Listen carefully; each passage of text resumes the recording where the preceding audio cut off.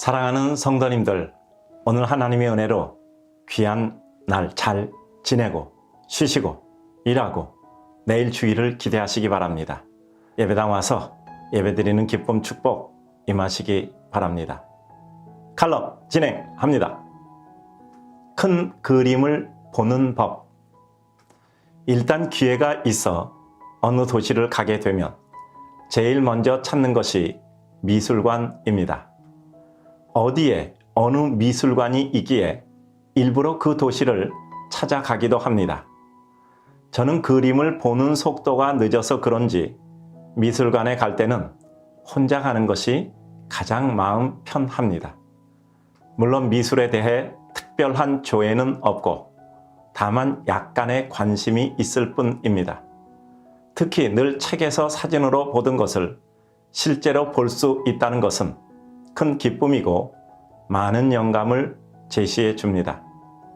이제 유명한 미술관은 꽤 가본 것 같고 어떤 경우는 기회되어 다시 가보곤 해 반복되다 보니 어느 미술관에 어느 그림이 어디 있다 정도는 파악이 됩니다. 때로 마침 기획전을 할 때는 어떤 미술관의 그림이 여기 걸렸구나 하고 구경꾼으로서 느껴집니다. 그렇게 자주 가는 것이 아니니 일정을 잡으면 일단 시작하는 시간에 맞추어서 들어가 큰 미술관의 경우는 점심도 먹고 끝날 때까지 시간을 보내고는 합니다.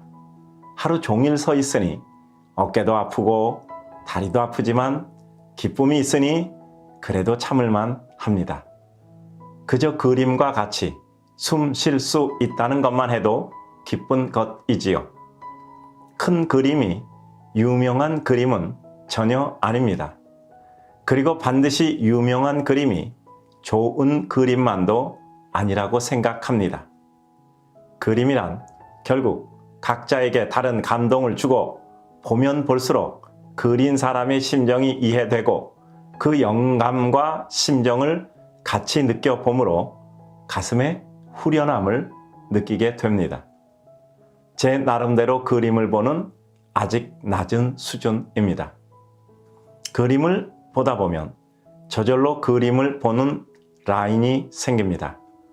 대개 일정한 크기의 그림이 눈에 잘 들어오는 거리의 라인입니다. 그런데 가다 보면 큰 그림을 만나게 됩니다. 벽면에 일정한 거리를 두던 라인의 거리가 달라질 수밖에 없습니다. 결국 큰 그림은 훨씬 더 뒤로 와서 보아야 전체 구도를 볼 수 있습니다. 멀리서 화가의 마음을 느껴본 후에 이제 보다 더 구체적으로 느낄 수 있도록 가까이 다가가서 한 구석구석들을 음미하며 보곤 합니다. 이런 생각을 했습니다.